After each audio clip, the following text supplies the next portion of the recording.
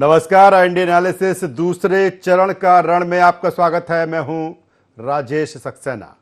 मध्य प्रदेश की 6 लोकसभा सीटों पर दूसरे चरण में शुक्रवार को वोट डाले जाएंगे। इसको लेकर तैयारियां पूरी कर ली हैं। दूसरे चरण में एमपी के टीकमगढ़, दमोह, खजुराहो, सतना, रीवा और होशंगाबाद लोकसभा सीट पर मतदान होगा। पहले चरण में जिस तरह कम वोटिंग हुई, उसके बाद पूरा जोर इस चरण में वोटिंग परसेंटेज को लेकर भी है। यही कारण है कि चाहे चुनाव आयोग हो या राजनीतिक दल, सभी की कोशिशें हैं मतदान प्रतिशत बेहतर करने की। 2019 लोकसभा चुनाव में ये सभी सीटें बीजेपी ने जीती थी। जिन 6 लोकसभा सीटों पर मतदान होना है, बिंद, बुंदेलखंड और नर्मदापुरम अंचल की इन सीटों पर बीजेपी को पूरा भरोसा है कि यहां का मतदाता एक बार फिर बीजेपी को वोट देगा। वहीं कांग्रेस की कोशिश है कि इन सीटों पर सेंध लगाई जाए। इन 6 सीटों पर भाजपा के दिग्गजों ने चुनाव प्रचार में पूरी ताकत झोंकी। वहीं कांग्रेस कहीं ना कहीं प्रचार में कुछ पीछे दिखी। दूसरी तरफ पहले चरण में हुई कम वोटिंग ने सभी की चिंता बढ़ा दी है। यही कारण है कि बीजेपी के दिग्गज नेता व केंद्रीय गृह मंत्री अमित शाह भोपाल पहुंच रहे हैं। माना जा रहा है कि वोटिंग परसेंटेज की रणनीति को लेकर वो पदाधिकारियों के साथ, वरिष्ठ नेताओं के साथ चर्चा करेंगे। और आज इसी पर दूसरे चरण का जो रण है, दूसरे चरण की जो मध्य प्रदेश की 6 लोकसभा सीटें हैं, इसी पर हम चर्चा करेंगे कि क्या कुछ गुणा गणित रहने वाला है। किस तरह से भारतीय जनता पार्टी जिस तरह से क्लीन स्वीप की बात कर रही है, हालांकि अगर 2019 से इन 6 सीटों की तुलना करें तो इन 6 सीटों पर भारतीय जनता पार्टी ने क्लीन स्वीप किया था। एक बार फिर भारतीय जनता पार्टी ये मानती है कि ये जो इसकी सीटें हैं, 6 सीटें हैं, इनका गढ़ है और यही कारण है कि इनको अपने पक्ष में मानकर चल रही है। दूसरी तरफ कांग्रेस की पूरी कोशिश है कि इन सीटों में से अगर एक सीट भी वो जीत जाते हैं तो उसके लिए एक बेहतर होगा।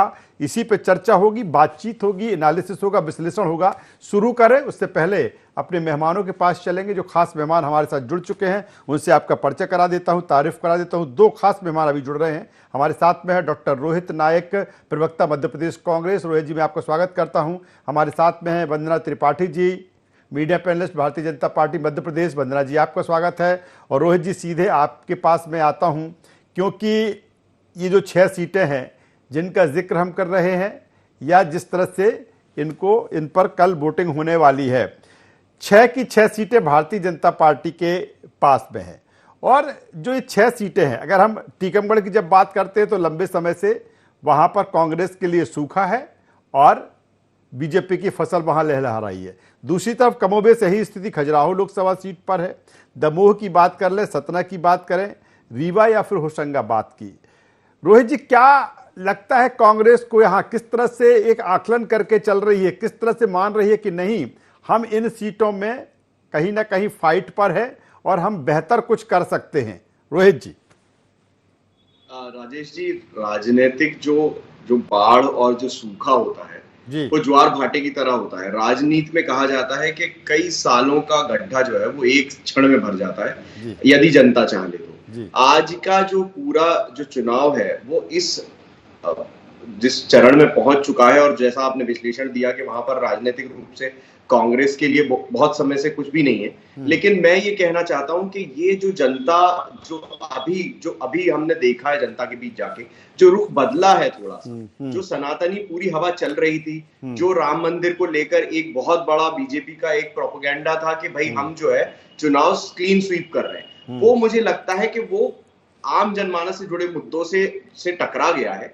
और जनता इस बात को समझना चाहती है कि उनको क्या लाभ क्या हानि हुई है पिछले 10 वर्षों में। दूसरा, जो जिस तरीके से अभी जो सभाएं हुई हैं प्रधानमंत्री जी की और जो बातें उन्होंने कही हैं और जो पोलराइजेशन की राजनीति उनने करने का प्रयास किया है। देखिए राजेश जी, अगर हम झूठ को मिथ्या बोले या भोपाली भाषा में हमारे यहाँ चलता है बतोले, और जो हमारे निमाड़ में मालवा में चलता है चकोले, ये जो बातें हैं ये भले इनकी टर्मिनोलॉजी बदल जाए, लेकिन अंतोगत्वा जो बात कही जा रही है उससे कहीं से भी कहीं तक भी आम जनमानस जुड़ नहीं पा रहा है, सरोकार नहीं रख पा रहा है। कहां से मंगलसूत्र चला जाएगा, कौन सोना लूट लेगा, कौन सा ओबीसी का आरक्षण, जिन रिपोर्ट्स की बात हो रही है वो रिपोर्ट्स आज तक लागू नहीं हुई।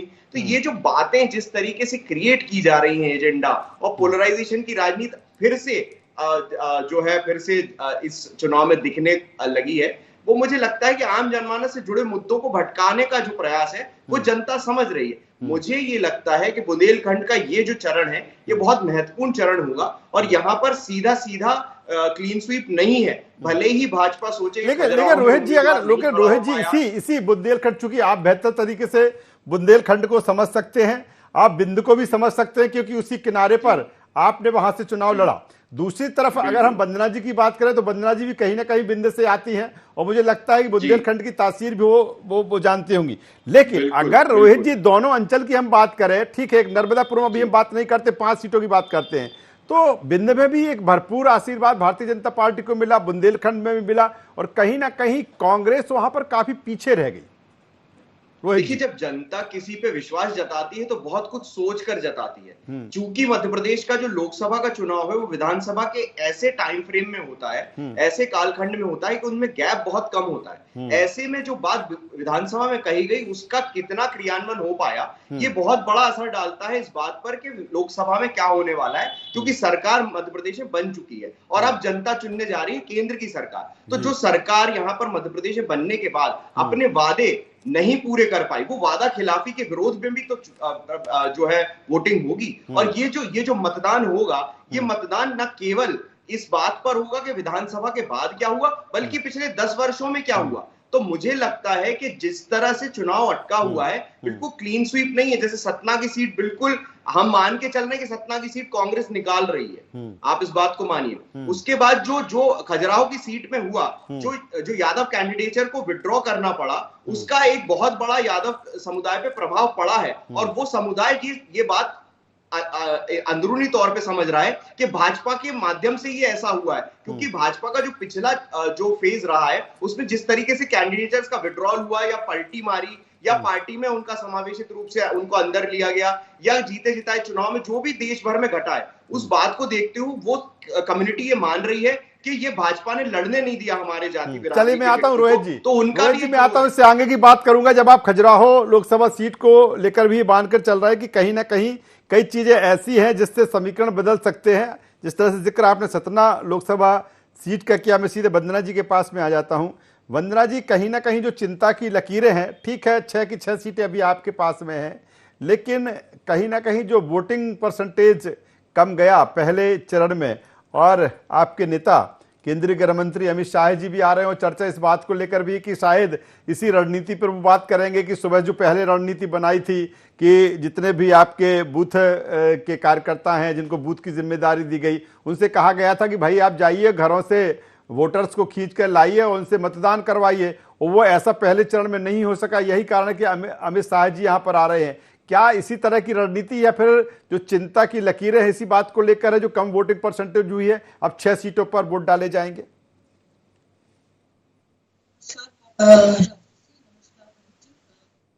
राजेश जी, सबसे पहले तो लोकतंत्र का जो ये सबसे बड़ा महापर्व है, इसमें बहुत जरूरी है कि हर व्यक्ति अपने मत की जो वैल्यू है उसको समझे, घरों से बाहर निकले और वोट डाले। देखिए, जिस प्रकार से ये वोट परसेंटेज घटा है, ये कहीं ना कहीं अलार्मिंग है, हमारे लिए भी, कांग्रेस पार्टी के लिए, सबके लिए। लोकतंत्र के इस महापर्व में हमें कांग्रेस पार्टी को सबको मिलकर ये कोशिश करनी चाहिए कि जितने ज्यादा से ज्यादा मतदाता हैं वो अपने घरों से निकलें और वोट डालें, क्योंकि कहीं ना कहीं जब एक कोई देश बहुत आगे तरक्की कर रहा है तो उस देश में वोटिंग परसेंटेज कम नहीं होना चाहिए, बढ़ना चाहिए। तो इस पर हमारा फोकस रहता है। हम भारतीय जनता पार्टी की बात करते हैं तो जिन 6 सीटों की बात हो रही है, देखिए मैं विंध्य से आती हूँ, महाकौशल से सटे हुए इलाकों में मैं रही हूँ, और बुंदेलखंड मेरा ननिहाल है। तो मैं वहाँ की जो वहाँ पे व्यक्तिगत तौर पर रही हूँ, वहाँ की जो समस्याएं हैं, वहाँ की जो जनता है, उनसे बहुत ताल्लुक रखती हूँ और इत्तेफाक रखती हूँ, और मैं ये जानती हूँ कि वहाँ पर हर जगह भारतीय जनता पार्टी जीत रही है। और उसका कारण है वहाँ के जो कांग्रेस के स्थानीय नेता है, वो कहीं ना कहीं वो जगह जनता के मन में नहीं बना पाते हैं जो भारतीय जनता पार्टी के प्रत्याशी बना पाते हैं। क्योंकि भारतीय जनता पार्टी की जो योजनाएं हैं वो कारण है, सबसे बड़ा कारण है भारतीय जनता पार्टी की योजनाएं। जब हम विंध्य के छोटे छोटे गांव में जाते हैं तो जो हमारी लाडली बहनें हैं वो इतने खुश होकर भारतीय जनता पार्टी को वोट देती हैं। वो कहती हैं कि हमारे लिए, लोगों के लिए 1000-1500 मायने नहीं रखते होंगे, हमारे लिए 1000-1500 बहुत मायने रखते हैं। हमें बड़ी खुशी होती है जब हमारे खाते में पैसे आते हैं। उसी प्रकार से जब उन्हें शौचालय मिलता है, और गांव की जो विंध्य के कुछ बहुत ग्रामीण अंचल हैं जहां पर शौचालय की सुविधा प्रदान करना एक बहुत बड़ी ब्लेसिंग है उन लोगों के लिए, और वो लोग बहुत खुश होते हैं। तो देखिए, जिसका जिक्र रोहित जी ने किया, डॉक्टर रोहित नायक जी ने जिसका जिक्र किया, ठीक है, आप तमाम सारी चीजें बता रही हैं, उसका फायदा कहीं ना कहीं विधानसभा चुनाव में भारतीय जनता पार्टी को मिला, नो डाउट। लेकिन जिस तरह से अगर हम सतना, जिसका जिक्र डॉक्टर रोहित कर रहे हैं, कि अगर हम सतना लोकसभा सीट की बात करें तो आपके जो कैंडिडेट है गणेश सिंह जी वो विधानसभा का चुनाव हार गए थे, और यही कारण है कि कांग्रेस से मानकर चल रही है कि इन 6 सीटों में सतना एक ऐसी सीट है जिस पर वो काफी आशान्वित है। देखिए, सतना भी विंध्य का एक हिस्सा है, और सतना से भी सटे हुए बहुत सारे ऐसे ग्रामीण इलाके हैं जहां पर कांग्रेस पार्टी अपने मुद्दों को लेकर, कांग्रेस पार्टी के जो स्थानीय नेता हैं उन तक पहुंचते ही नहीं है। तो कांग्रेस पार्टी का ये दावा बिल्कुल गलत है। और सतना तो बिल्कुल ऐसा एक क्षेत्र है जहां से लगा हुआ उत्तर प्रदेश भी है, उत्तर प्रदेश के लोग रहते हैं सतना में, माइग्रेटेड है। तो सतना में जिस प्रकार का माहौल है, वो एक भारतीय जनता पार्टी के पक्ष में ही रहता है हमेशा। और पिछली बार विधानसभा चुनाव में जरूर गणेश सिंह जी जनता तक नहीं पहुंच पाए थे, हर किसी तक नहीं पहुंच पाए थे, क्योंकि आपने देखा था कि किसमें शॉर्ट टर्म में उन्होंने अपना चुनाव प्रचार किया था। लेकिन जब हम सांसद लोकसभा चुनाव की बात करते हैं तो लोकसभा चुनाव में जब चुनाव लड़ते हैं जो कमल के प्रत्याशी, वो मोदी जी की गारंटियों को आगे लेकर जाते हैं, और जनता जो अपना विश्वास दिखाती है वो प्रत्याशी के साथ। चलिए मैं आगे बढ़ूंगा, चलिए वंदना जी आऊंगा, मैं आगे बढ़ता हूं। वरिष्ठ पत्रकार आशीष दुबे साहब हमारे साथ जुड़ चुके हैं। आशीष जी आपका स्वागत करता हूं। और जिन 6 सीटों की हम बात कर रहे हैं, 6 की 6 भारतीय जनता पार्टी के पास में है, और कुछ ऐसी सीटें भी है जो भारतीय जनता पार्टी का गढ़ बन चुकी है। चाहे हम टीकमगढ़ लोकसभा सीट की बात कर लें, खजुराहो, दमोह, रीवा, होशंगाबाद। देखिए, सतना को लेकर जिस तरह से रोहित जी भी कह रहे थे, और सतना को लेकर जिस तरह से प्रोडक्शन है कि इस बार जो चुनौती है गणेश सिंह को बड़ी है, उसका एक कारण यह भी है कि कहीं ना कहीं बीएसपी ने भी एक ऐसा कैंडिडेट मैदान में उतारा है कि उसी क्षेत्र से आते हैं, नारायण त्रिपाठी। किस रूप में देखते सर इन 6 सीटों की इस रण को, जहां पर कल वोटिंग होने वाली है?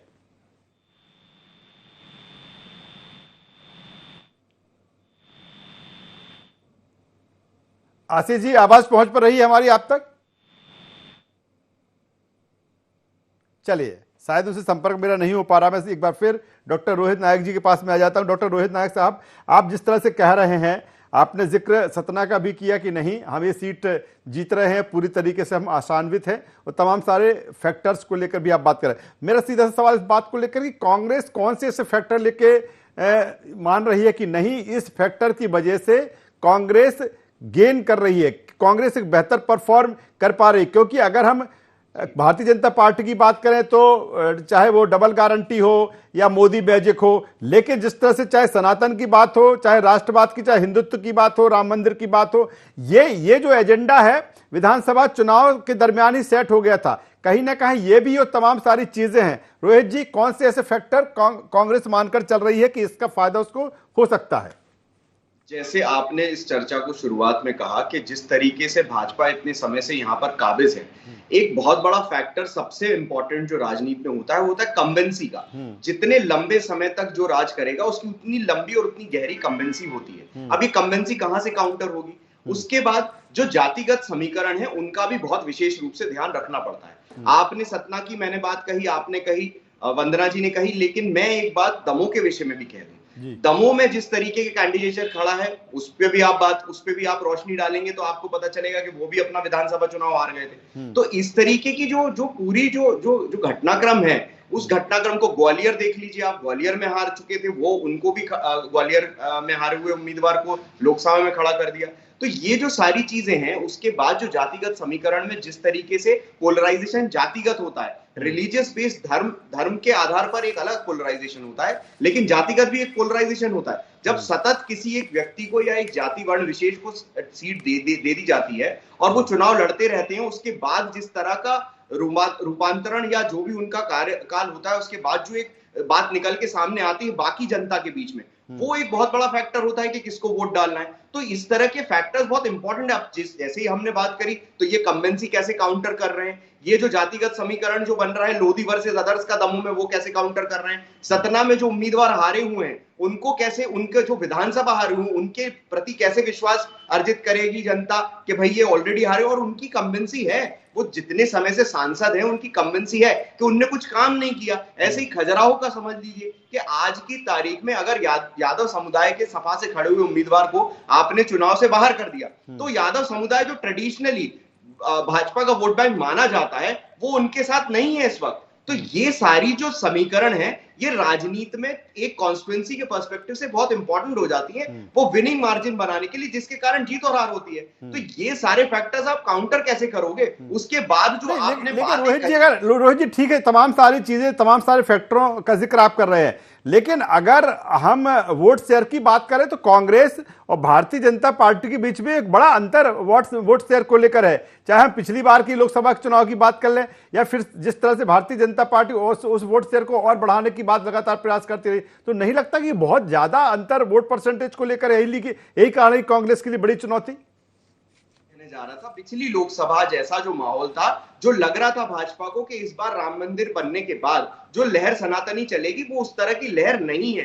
दूसरी बात जो विधानसभा का वोट परसेंटेज है उसको भी देखना पड़ेगा, क्योंकि वो गैप जो मैंने पहले ही बताया विधानसभा और लोकसभा में गैप मध्य प्रदेश में बहुत कम रहता है। तो ऐसी परिस्थिति में अगर हम ये कह रहे हैं कि जहां पर आधारहीन मान रहे हैं कांग्रेस को आप, वहां पर सतत 40% का वोट बैंक इंटैक्ट करके कांग्रेस चल रही है और ग्रो कर रही है। आप 370 जो है वोट्स बढ़ाना चाह रही थी भाजपा, आप मुझे बताइए उनका vote percentage, overall vote percentage जो है वो गिर गया है, तो वो 370 वोट कहां से बढ़ रहे हैं, विच मींस आशीष जी जुड़ चुके हैं, वरिष्ठ पत्रकार आशीष दुबे साहब हमारे साथ जुड़ चुके हैं। आशीष दुबे साहब, थोड़ा विलंब हुआ आपसे जुड़ने में, सीधा सा सवाल इस बात को लेकर कि जो 6 सीटें हैं जहां पर कल वोटिंग होना है, किस तरह का गुणा गणित आप देखते हैं? क्या वाकई जिस तरह से 2019 में स्थिति भारतीय जनता पार्टी के लिए रही वही 2024 के इस लोकसभा चुनाव में है?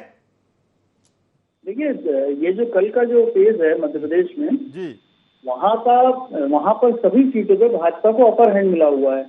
तो भाजपा के पास मनोवैज्ञानिक बढ़त तो वहां पर है ही, लेकिन कुछ स्थितियां बदली हैं। जैसे जहां भाजपा ने प्रत्याशी बदले हैं, कांग्रेस ने भी बदले हैं। तो कुछ जगह मुकाबला ऐसा है जहां दिलचस्प हो गया है। हो सकता है नतीजा कुछ भी आए, मुकाबला दिलचस्प लग रहा है।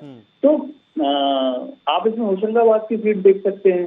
ये सीट जो है इसको प्रधानमंत्री ने इस पर आकर के प्रचार किया है। तो इस तरह की बहुत सारी सीटें हैं, बहुत सारे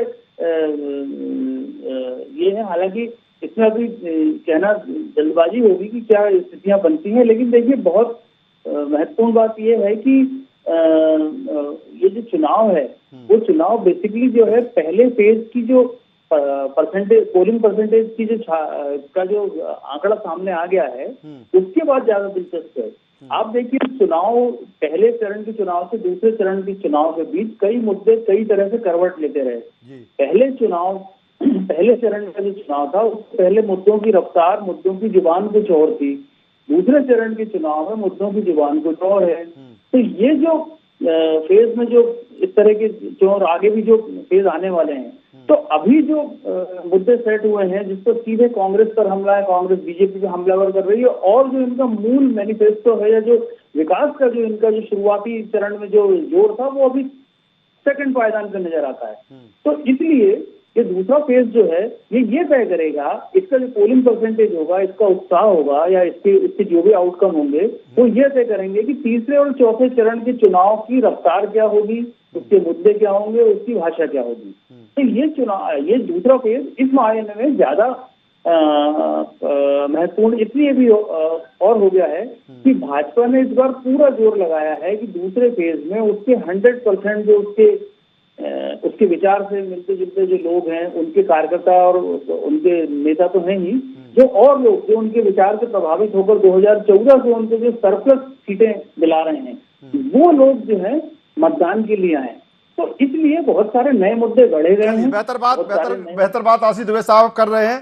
मैं सीधे एक बार फिर वंदना त्रिपाठी जी के पास में आ जाता हूँ। वंदना त्रिपाठी जी, ये अहम बात है, इस तरह से आशीष जी भी कह रहे हैं, जिस तरह से लगातार ये चर्चा है कि अब जब कल का जो मतदान है, जो वोटिंग परसेंटेज होगा, क्योंकि जब बात आती है डबल इंजन सरकार की, तमाम सारे विकास कार्यों की, डबल गारंटी की, तो फिर ऐसे में मुझे लगता है कि जो वोटर है उसको बाहर निकलना चाहिए, कहीं ना कहीं भारतीय जनता पार्टी को वो सपोर्ट करना चाहिए। लेकिन फर्स्ट फेज में जो चीजें हुई हैं, क्या भारतीय जनता पार्टी भी यही मानकर चल रही है कि नहीं, उसके लिए जो दूसरा चरण है काफी महत्वपूर्ण है?